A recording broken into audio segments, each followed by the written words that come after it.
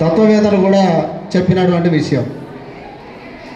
సమాజంలో మనం చూసుకున్నట్టయితే 75 ఏళ్ళ స్వతంత్ర భారతదేశం, భారతీయులందరూ కూడా సమానమే అని చెప్పి మనం ఆగస్టు 15వ తారీఖున జెండా ఎగరేసి నోటిని తీపి చేసుకుంటున్న ఒక 75 సంవత్సర స్వతంత్ర భారతదేశంలో ఎంతమందికి నేటికి ఉచితంగా విద్య దొరుకుతుందో మనం ఒకసారి ఆలోచించాలి. ఎంతమంది ఉన్నత విద్యను అందుకోలేకుండా నేటికి డ్రాప్ అవుట్స్ అవుతున్నారో మనం ఆలోచించాలి. ఈ భారతదేశంలో ఒకే జాతి ఒకే దేశం అని చెప్పేటువంటి మన దేశంలో గవర్నమెంట్ స్కూల్లో చదివిన పిల్లవాడు కనీసం తన సొంత జీవితాన్ని నిలబెట్టుకోలేకపోతే, ప్రైవేటు చదివినటువంటి విద్యార్థులు కొద్ది మేరకు అడుగులు వేయగలిగితే, లక్షలు ఖర్చు పెట్టిన కార్పొరేట్ విద్యార్థి అందలాన్ని ఎక్కగలుగుతున్నాడు. తారతమ్యాలు ఈ విద్యలో లేవా అనేటువంటి విషయాన్ని మనం ఒకసారి ఆలోచించాలి.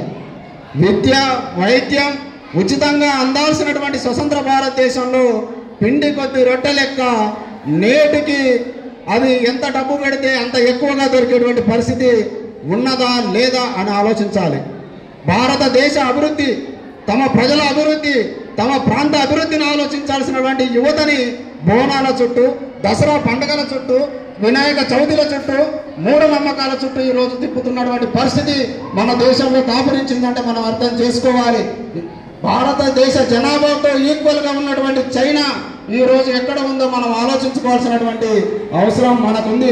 మన చేతుల్లో వినాయకుని పెట్టి, మనకు వినాయకుని గుడి పని పెట్టి వాడు సర్పంచ్ ఎన్నికలకు ప్రిపేర్ అవుతుంటే మనం మాత్రం అన్నకు జై, ప్రభాస్ అన్నకు జై, వెంకటేష్ అన్నకు జై, పవన్ కళ్యాణ్ అన్నకు జై జై అని వాళ్ళ పిచ్చిలో మనం పడుతున్నామా లేదా ఆలోచించాలి.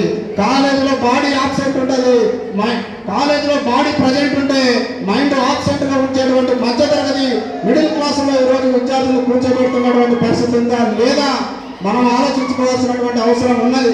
సెమిస్టర్ ఎగ్జామ్స్, కాలేజ్ ఎగ్జామ్స్ దగ్గర పడుతుంటే మన చదువుల్ని మొత్తం కూడా పక్కకు పెట్టి నేటికి మన ఆలోచనని మొత్తం కూడా పక్కకు నెడుతున్నారా లేదా ఆలోచించాల్సినటువంటి అవసరం ఉన్నది. ఎందుకు చెప్తున్నా విద్యుత్ నరాలు, ఉక్కు కండరాలు ఉన్నటువంటి యువత ఈ దేశ అభివృద్ధికి అవసరమని దశాబ్ద కాలం క్రితమే ఒక చెరబండ రాదని ఒక కవి ప్రస్తావించినటువంటి పరిస్థితి ఉంది.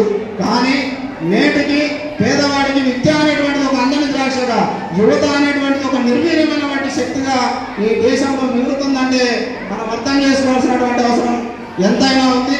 మిత్రులారా, 50 సంవత్సరాలు పూర్తి చేసుకున్నటువంటి పీడిఎస్ ఉమ్మడి ఖమ్మం జిల్లా కేంద్రంగా ఎన్నో పోరాటాలను చేసినటువంటి చరిత్ర ఇక్కడ ఉంది.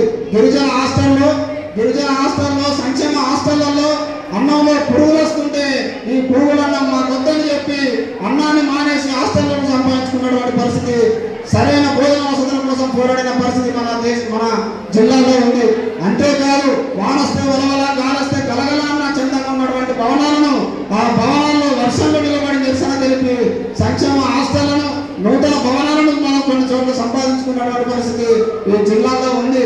పీడిఎస్సీ మీద బ్యానర్ మీద ఉన్న 5 ఈ దేశంలో విద్యా వ్యవస్థ మారాలని తమ ప్రాణాలను ఆనాడే ఇందిరాగాంధీ ఎమర్జెన్సీ టైంలో తృణప్రాయంగా అర్పించినటువంటి వీరులు, శాస్త్రీయమైనటువంటి అందరికీ ఉపాధిగా దొరికేటువంటి వాస్తవిక పరిస్థితుల మీద ఆధారపడినటువంటి విద్యని ఈ దేశ ప్రజలకు అందించాల్సినటువంటి లక్ష్యంతో ఉన్నది.